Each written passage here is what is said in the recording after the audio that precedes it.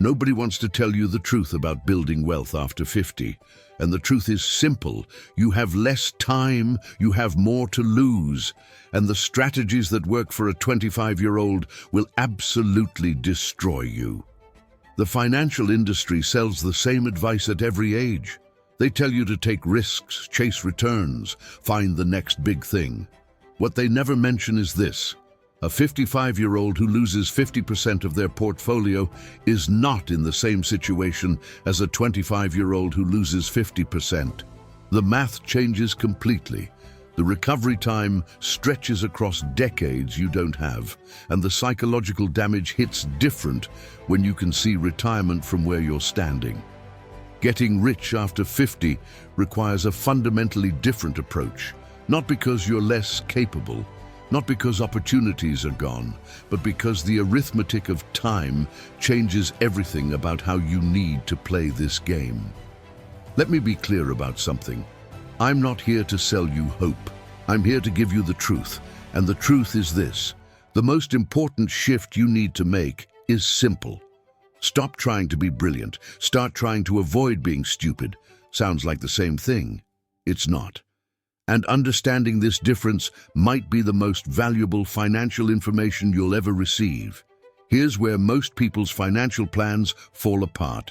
Basic arithmetic. That's where we need to start. Losing 40% of your money at 25 gives you 40 years to recover. 40 years of compound interest, 40 years of earning power. 40 years of opportunities coming your way. Losing 40% at 50 leaves you with maybe 15 working years left. And here's what most people don't account for. Getting back to even after a 40% loss doesn't require a 40% gain. You need a 67% gain just to get back to zero. Lose 50%? The math gets brutal. You need a 100% gain to recover. This isn't opinion, this isn't speculation, this isn't pessimism, this is arithmetic. And arithmetic doesn't care about your feelings, your intentions, or your optimism. The first rule of compound interest comes down to one simple idea. Never interrupt it unnecessarily. Sounds obvious until you watch what people actually do with their money. They constantly interrupt compound growth by panic selling at the bottom, buying hot stocks at the top, cashing out for unnecessary purchases, and using leverage to accelerate the process only to lose everything when the market turns against them. Every interruption costs you years, sometimes decades, and after 50, you don't have decades to waste on self-inflicted wounds. Most people understand the power of compound interest because they've seen the chart showing how a dollar grows over time. What they don't understand is how easily that compounding effect gets interrupted. How one bad year, one stupid decision, one moment of panic can set you back a decade or more. The big money isn't in the buying and selling. The big money is in the waiting. And waiting is exactly what most people can't do. Here's a mental tool that will serve you better than any stock tip, any investment strategy, any financial advisor you'll ever meet. An old German mathematician named Jacobi solved hard problems by working backwards. His constant refrain was, invert. Always invert. Instead of asking how to get rich, ask how to guarantee you stay poor. Instead of asking what you should do, ask what you must avoid at all costs. This isn't pessimism, this is clarity. Success turns out to be less about doing brilliant things and more about avoiding catastrophic things. The people who build lasting wealth aren't necessarily smarter than everyone else. They just made fewer devastating mistakes along the way. Charlie Munger said, "All I want to know is where I'm going to die, so I never go there." Sounds like a joke. It's not. It's the most practical financial advice you'll ever receive. So let's invert the question. Let's figure out exactly how to guarantee financial failure after 50. Once we know that, we'll know precisely what to avoid. Destroying your finances after 50 follows a surprisingly simple recipe. Ingredient number 1. Borrowed money for investing use margin. Take out a home equity loan to buy stocks. Finance everything you can. Listen to what Charlie said. Smart people go broke 3 ways: liquor, ladies, and leverage. Honestly, the first 2 are just there because they start with the same letter. The real killer is debt. There's no 100% guarantee in investing. And a string of perfect numbers multiplied by 0 always equals 0. Borrowed money is how smart people destroy themselves. Long-term capital management was run by Nobel Prize winners. The smartest financial minds on the planet used borrowed money to amplify their bets. They almost brought down the entire financial system. History shows us that leverage used for speculation often ends at 0, even when employed by very smart people. You might think you're being conservative, a little margin, a little loan.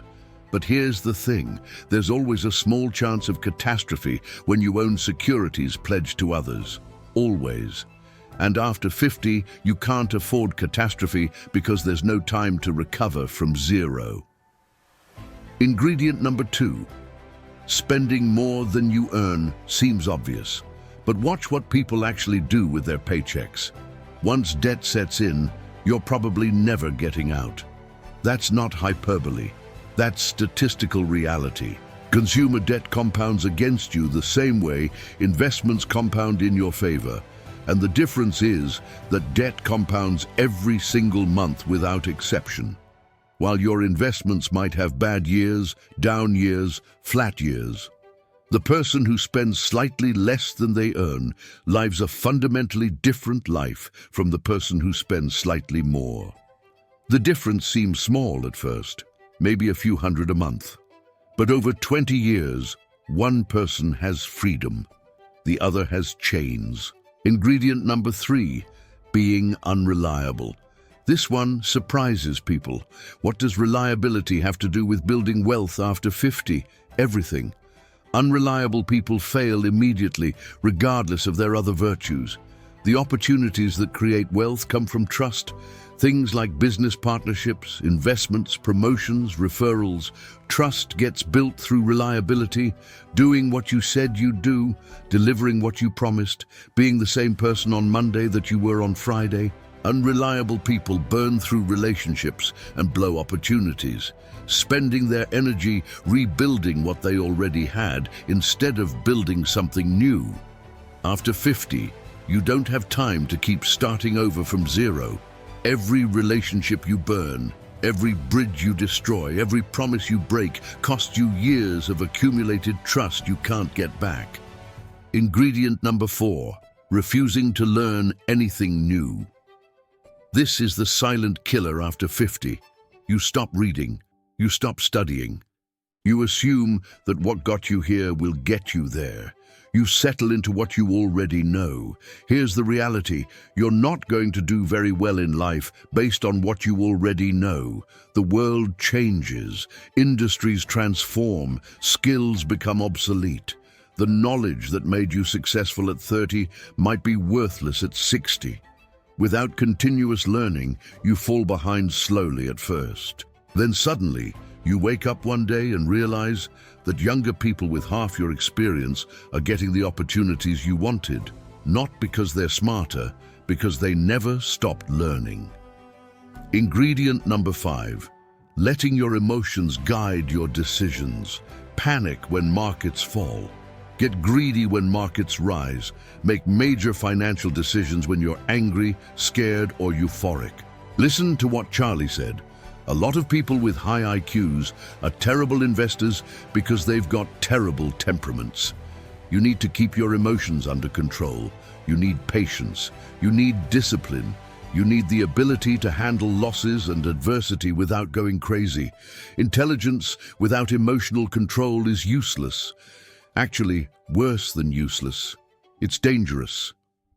Smart people who can't control their emotions find sophisticated ways to destroy themselves.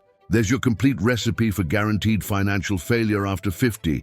Borrowed money, overspending, unreliability, refusing to learn, emotional decision-making. Now you know exactly what to avoid.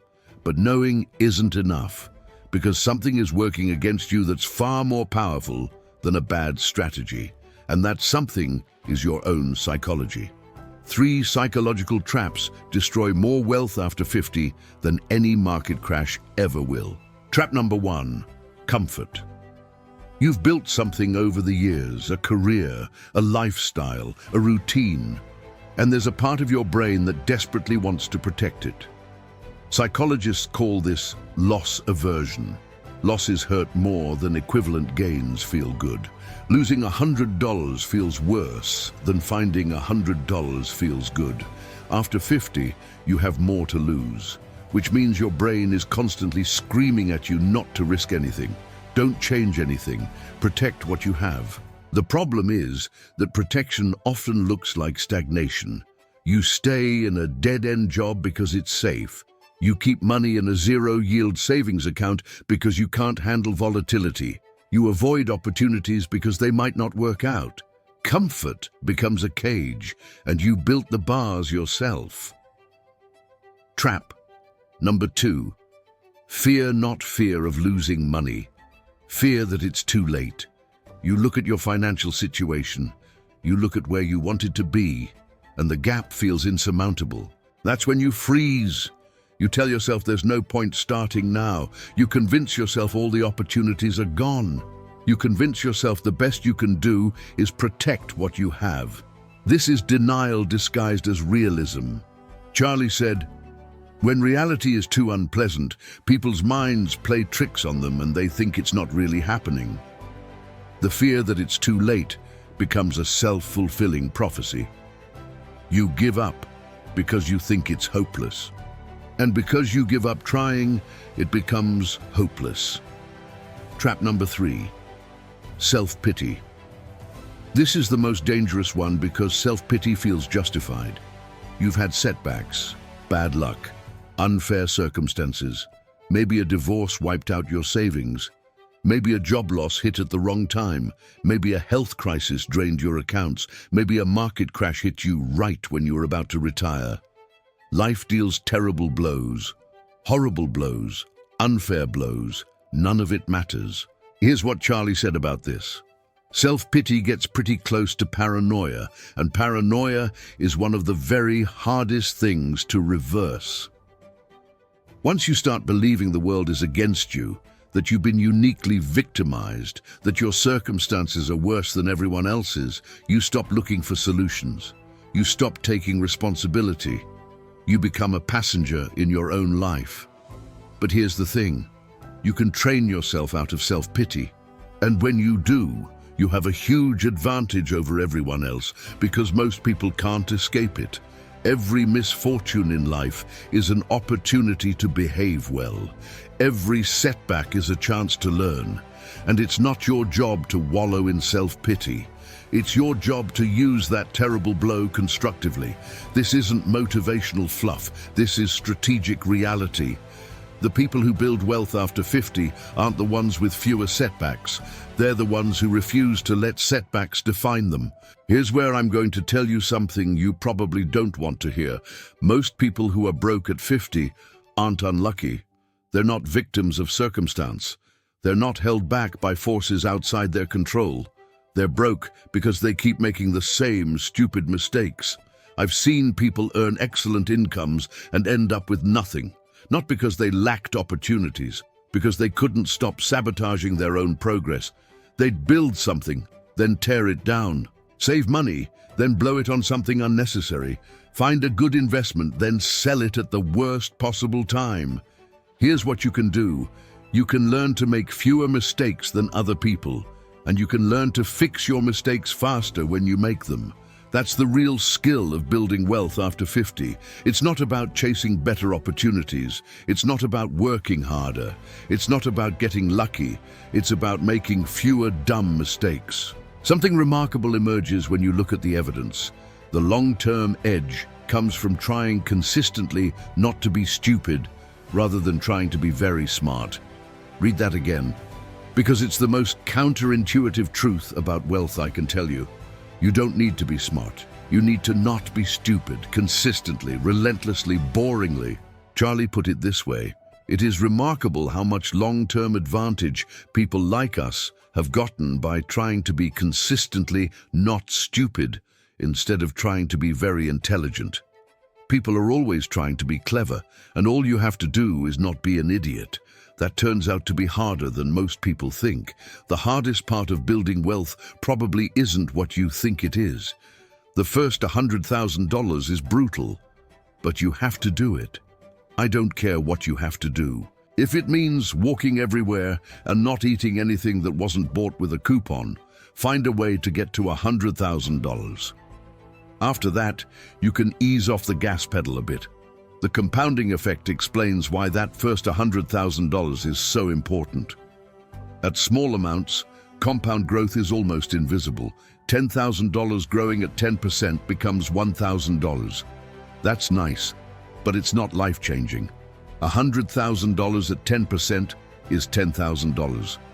$1 million at 10% is $100,000. The same percentage growth produces radically different absolute numbers. In that first $100,000, you're doing most of the heavy lifting. After that, your money starts working harder and harder for you. That's why people who start late need to be even more aggressive about hitting that first milestone.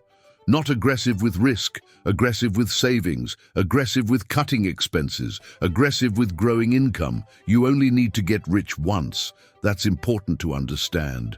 You're not trying to get rich multiple times. You're not trying to hit home runs every year.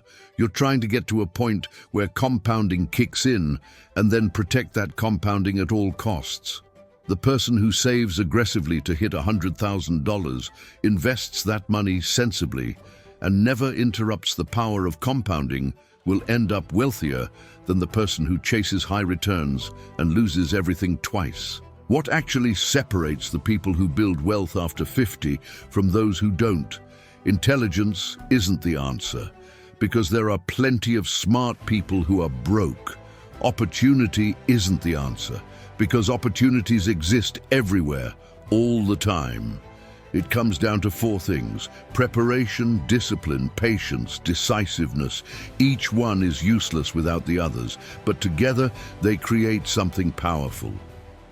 Preparation means learning before you need the knowledge, reading when you don't have to, studying industries you might invest in someday, understanding tax law, estate planning, business structures.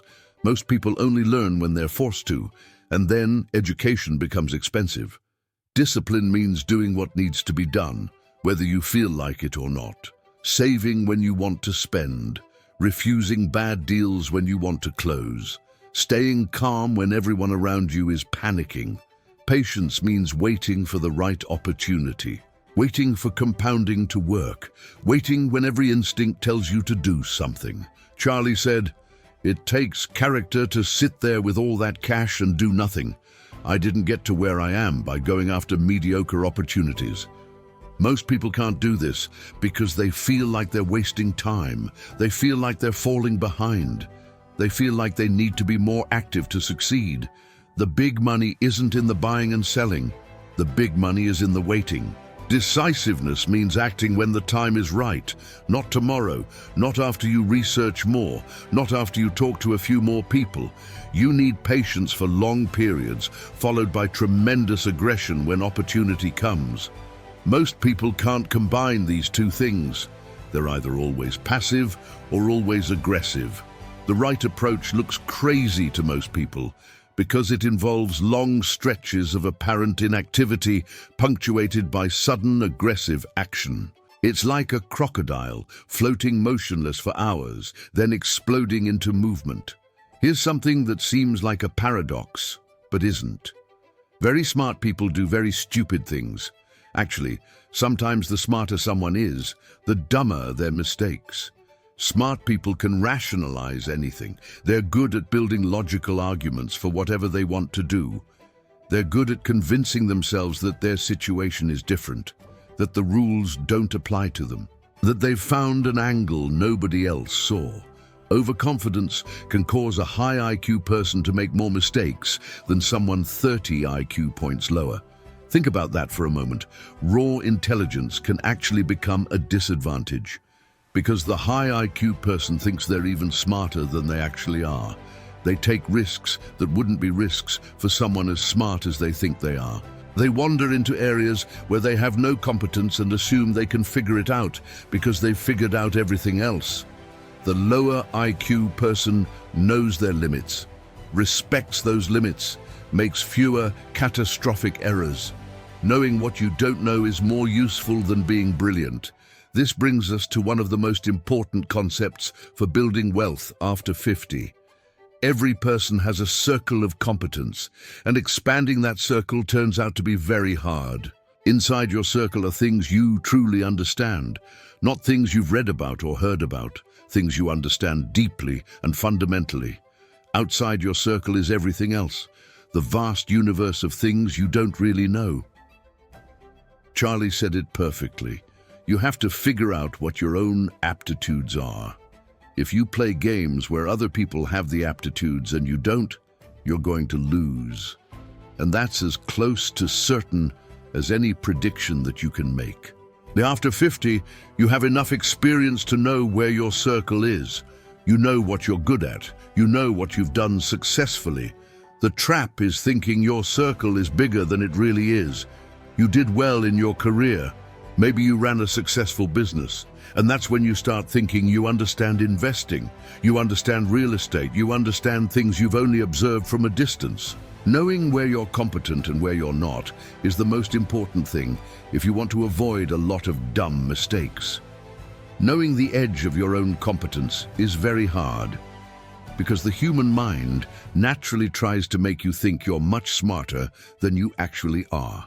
The smart play is to avoid games where other people are smart and you're dumb. Look for places where you're wise and they're stupid. That's strategic humility. You're not being modest for modesty's sake. You're being honest about where you actually have an edge. After 50, your circle of competence is your biggest asset. So stay ruthlessly inside it. Every wealth-building disaster I've witnessed in later life happened when someone stepped outside their circle and convinced themselves they knew what they were doing. But here's the thing about your circle of competence. It's not fixed. You can expand it slowly and methodically through constant learning. In my whole life, I have never known wise people who didn't read all the time. None. Zero. That's not hyperbole.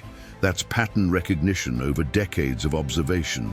The people who build wealth continuously, who adapt to changing circumstances, who see opportunities others don't. They're the ones who read constantly, study constantly, never stop learning. Charlie said, "There are people who rise in life who aren't the smartest, sometimes not even the most diligent. But they are learning machines. They go to bed every night a little wiser than they were when they got up. And that helps, particularly when you have a long run ahead of you. After 50, you still have a long run ahead of you. 20, 30, 40 years of wealth building. That's enough time for continuous learning to produce massive advantages. Go to bed a little wiser than you woke up. Do it every single night. And in the end, if you live long enough, you'll get what you deserve. The person who reads an hour a day, studies their field, learns about adjacent fields, expands their circle of competence, will have an enormous advantage at 60 over the person who stopped learning at 50. The acquisition of wisdom is a moral duty. It's not something you do just to get ahead in life. When asked what explained his success in one word, Charlie's answer was simple: rational. That's it. Not smart, not connected, not lucky. Rational. What does rationality mean in practice? It means making decisions based on evidence instead of emotions. Changing your mind when the facts change, refusing to believe things just because you want them to be true. Most people aren't rational. They're rationalizers. They decide what they want, then build reasons to justify it. Charlie had a brutal standard. You don't have a right to have an opinion on a subject unless you can state the arguments against your position better than the people who are supporting it. Only when you reach that stage are you qualified to speak. This is a brutal standard. Almost nobody applies it. People have opinions about everything. politics, investing, business strategy, career decisions, and they've never stopped to seriously think about the other side. They've never stress-tested their own reasoning, never asked themselves, what if I'm wrong? The rational person asks, what if I'm wrong? Constantly. They're not paralyzed by doubt. They're protected by it, making fewer catastrophic errors because they've already imagined the catastrophe. Temperament is more important than intelligence. You need patience, discipline, the ability to handle losses and adversity without going crazy. High IQ without emotional control is useless. Actually, worse than useless, it's dangerous. Here's a practice almost nobody does, but everyone should. Create a record of your biggest mistakes and review it regularly. Charlie called this celebrating stupidity rationally. People who admit they've been absolute idiots perform better because they rub their mistakes in their own faces. This is a wonderful trick to learn. Some of the best investors keep what they call a temple of shame, a record of every terrible decision, every stupid investment, every time they let emotion override reason. And they don't just keep it, they review it regularly, study their own patterns of failure. Most people do the opposite, forget their mistakes as quickly as possible, rationalize them, blame external circumstances. Then they keep making the same mistakes. Analyzing your past stupidity reduces the likelihood you'll repeat it. After 50, you have a long track record, decades of decisions, some brilliant, most mediocre. Some catastrophic. What were your catastrophic decisions? Write them down, study them. What pattern emerges? Were you overconfident, emotional, outside your competence, influenced by someone else's enthusiasm? Everyone has patterns, and patterns repeat until you see them clearly. If I had to name one factor that dominates bad human decisions, it would be denial. Charlie said, when reality is too unpleasant, people's minds play tricks on them, and they think it's not really happening. This is the primary mechanism of financial self-destruction after 50. You know your job is unstable, but you convince yourself it'll be fine. You know you're not saving enough, but you convince yourself you'll start next year. You know your business model is obsolete, but you convince yourself the market will come back. You know your investment portfolio is too risky for your age, but you convince yourself you can handle it. Denying reality feels comfortable, but it's not. People choose denial unconsciously, automatically, reflexively. The brain protects itself from unpleasant truths by simply refusing to acknowledge them. The rational person fights this constantly, forcing themselves to confront unpleasant realities, asking, what am I denying right now? Seeking out information that contradicts their beliefs. It's uncomfortable, and it's supposed to be uncomfortable. That's how you know you're doing it right. The real system for building wealth after 50 is simpler than you think and harder than you imagine. Charlie described it this way. I believe in the discipline of mastering the best that other people have ever figured out. I don't believe in just sitting down and trying to dream it all up yourself. But he also said, the basic system is that there will be a few great opportunities and you have to recognize them when they come. And you don't take a tiny little bite when opportunity is available. That's the whole system. Survive the hardship. Recognize the rare opportunities, act decisively when they appear. Most people fail at all three. They don't survive hardship. They miss opportunities because they're not paying attention. And when opportunities do come, they take tiny bites instead of acting with conviction. Waiting is what helps you as an investor. And a lot of people simply cannot wait. The long stretches between opportunities are the hardest part. Because you're not doing anything visible. You're reading, thinking, watching, saving, waiting. It feels like failure, like falling behind. It feels like everyone else is doing things, taking action, making things happen. Investing well requires a peculiar combination of patience and aggression, and few people have it. You need the patience to actually wait, not fake waiting where you're constantly looking for action. Real waiting, where you genuinely accept that most of the time, the best move is no move, and then you need the aggression to act decisively when it's time. To put real money behind your conviction, not to nibble when you should be taking a full position. There's something about time that most people don't understand until it's too late. The future still holds opportunities. It always has. It always will. The last recession hasn't happened yet. The last great opportunity the world will ever have hasn't passed. There will be opportunities in the future. Being 50 today means you might have 40 or 50 more years ahead. That's not a little time. That's almost an entire adult lifetime. Being 60 means you might have 30 or 40 more years ahead. That's still decades.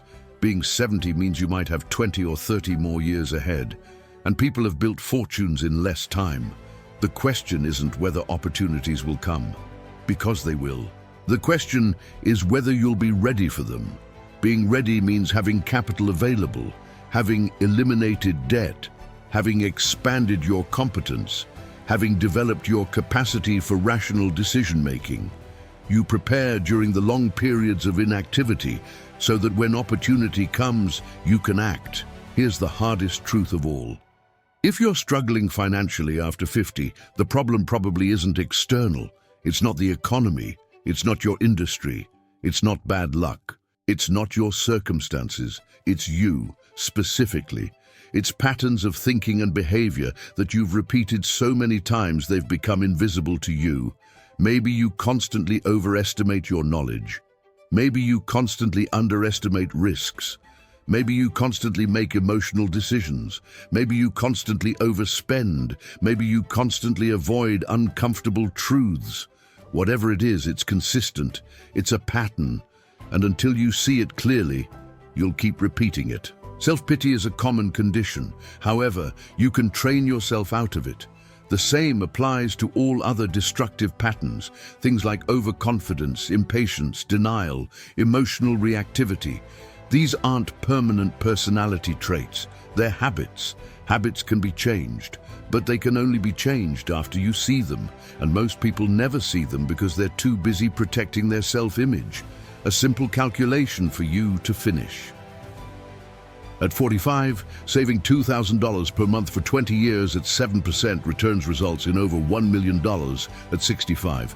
At 50, saving the same amount for 15 years at the same return results in about $630,000 at 65. At 55, saving the same amount for 10 years results in about $340,000 at 65. The earlier you start, the better, obviously. But here's the point most people miss. Even starting late, it still works. $600,000 isn't $1 million, but $600,000 isn't zero. $340,000 isn't zero. And these calculations assume no increase in savings rate, no windfalls, no extra income, no inheritance. Just consistent, boring, monotonous saving and investing. The person who says it's too late and does nothing ends up with nothing. The person who says it's late but starts anyway ends up with something. And that something might be the difference between dignity and desperation in your final decades. You have a choice to make. You can keep doing what you've been doing, getting the results you've been getting, arriving at 70 or 80 with whatever those patterns produce, or you can change. Not by becoming brilliant, not by chasing secret opportunities, not by taking huge risks, by becoming less stupid, consistently, relentlessly, boringly, avoiding borrowed money, spending less than you earn, being reliable, learning continuously, controlling your emotions, staying inside your circle of competence, waiting patiently, acting decisively when the time comes. It's not exciting. There's no magic formula, no secret strategy, just arithmetic, discipline, and time. You have less time than you used to. That's true. You have more time than you think. That's also true. The question is what you'll do with it.